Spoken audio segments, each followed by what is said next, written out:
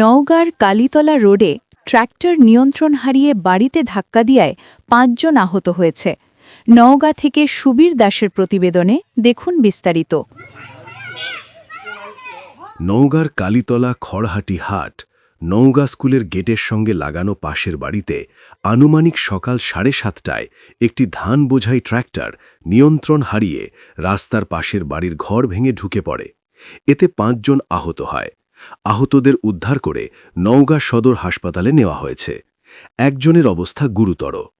আহতরা হলেন নওগাঁ কালীতলা নিবাসী স্বপন, পিতা গোবিন্দ; হিমেল, পিতা রতন; ইমন, পিতা রতন; অঞ্জলি, স্বামী তপন রায়; রাজকুমার। ধান সয় একদম আমাদের বাড়ির ভিতরে, মানে পাঁচিটাচি ভেঙে ঘুমন্ত অবস্থাতে। ওই ঘরে কে কে ছিল? আমার ভাসুর ছিল, দুটা ভাইস্তা ছিল, আর আমার জায়ের বাবা ছিল।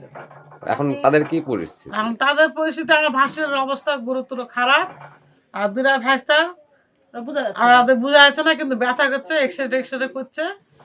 আর আমার জায়ের বাবাটা যা বাইরে বের হয়েছিল বলে বেঁচে গেছে। ভালো ঘটনা হচ্ছে যে সকাল 7:45 কাকরা এসে, মানে রাস্তা তো দীর্ঘদিন অনেক দিন থেকেই খারাপ। এটা কিন্তু মানে ড্রাইভার হোক যাই হোক বুঝতে পারেনি, যাই হোক। কিন্তু আমার হচ্ছে বড় বাবা হয়, আর আমার 2 ভাই, আর হচ্ছে আমার এক দাদু, ঠিক আছে, উনি সহ 4 জন ছিল। থাকার পর এই ঘটনাটা দ্রুত ঘটে যায়, মানে অ্যাক্সিডেন্টটা। কাকরা আসে, মানে একেবারে ঘরের উপরে পড়ে গেল। পড়ে যাওয়ার পর আমার বড় বাবার হাত, পা, বুক, মাজা, এখন বুকের কাটিমাটি ভাঙছে নাকি বলা যাচ্ছে না। এখন উনি হাসপাতালে ভর্তি আছে, উনি সহ আমার আরো 2 ভাই হাসপাতালে ভর্তি আছে।